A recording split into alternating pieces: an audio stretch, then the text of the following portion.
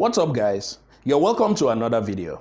Today we'll be talking about how to recover your Facebook account from a hacker.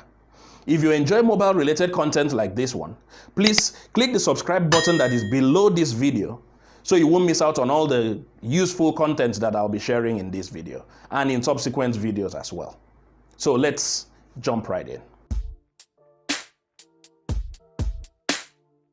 To recover your Facebook account, you will need to have access to either the email that was used to create the account or the phone number that is attached to that account, or both. If you still have access to the email address and the phone number, that is, if you still have the email address and password and the phone number, then it is very easy to recover your account. So let's demonstrate how to recover the account right away.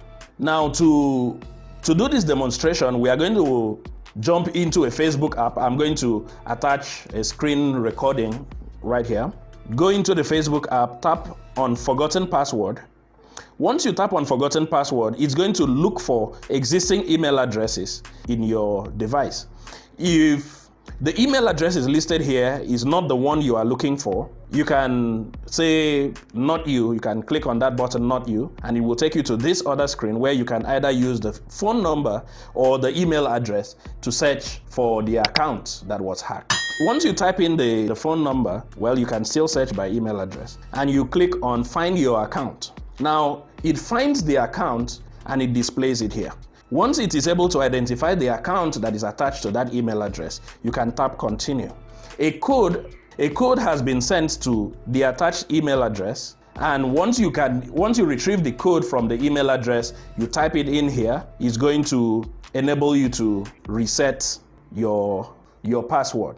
Now, the method I just demonstrated here is when you still have access to the email address and the password and the hacker has not changed the attached email address.